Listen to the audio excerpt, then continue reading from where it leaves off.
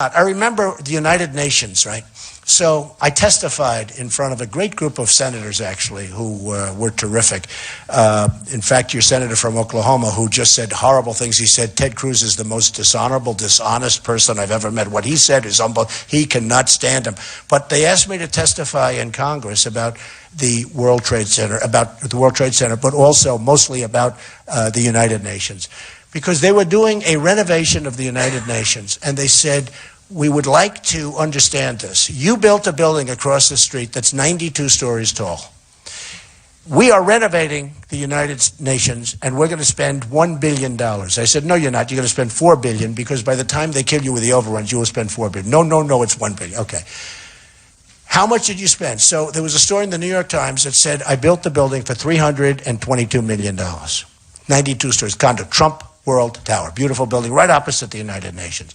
That was about $320 million, right? Now, they're going to renovate the United Nations, which is which is not a big deal, and they're going to spend $1 billion. So an ambassador from, I think it was Sweden, called up, Mr. Trump, could I meet you? Why? I'm on a committee. We don't understand, how can you spend $320 million and build this incredible building, brand new, beautiful, and yet we're spending $1 billion to just fix up the United Nations? I said, because of two reasons, corruption and incompetence. It's very simple. Oh, it's true. So this man, I think he was the ambassador to Sweden. It was a while ago, 5 years, 6 years. This man is a terrific guy. He said, I'd like to go public, and I'd like to this. Could you meet the head of the United Nations? I met the head of the United Nations, Kofi Annan at that time. I met him, and he had no interest in all he wanted was a press. In fact, I'm sitting there in a chair, and there's a big curtain, sort of like this. And I didn't know what was going on. And all of a sudden, the curtain opens, and there was so much press, and they're taking pictures. That's all he wanted. He didn't care about the cost of this thing. So what happened is they brought in the man that's in charge of it. So I said, are you using a boiler system? Are you using New York steam? What are you using for heat? He said, I have no idea. He had no idea. He didn't know boilers. He didn't know anything. This guy knew nothing. He was in charge of construction. So they were at $1 billion. I said, this is not going to cost $1 billion. This is going to cost $4 or $5 billion, which turned out to be exactly true. It cost a fortune, okay? So I offered to do the job for $500 million. I said, I will do the job sight unseen.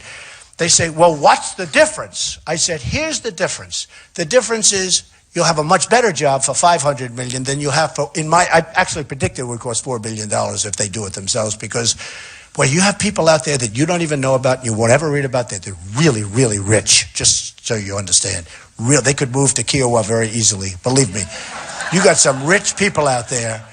But I said, here's what's going to happen. You're going to have a tremendous cost overrun that happened. You have people that don't know what they're doing, but they probably do know what they're doing very well. But they said to me, what's the difference? The difference is I'll have marble floor, they'll have terrazzo. I'll have better elevators, they won't. With me, you don't have to move out, they're going to have to move out. Under their scenario, everybody had to leave the United Nations, rent office space, big trouble, hard to get in Manhattan, and then come back. I was going to do it, everybody in place, right? Everything was better, and I never heard from him. And then the next time I heard was a few years later, when the thing was totally out of control and it cost a fortune and all that. Well, the same thing is true with our country. Our country, we will spend less money, but we'll have better roads, better airports. You know, our infrastructure is a disaster.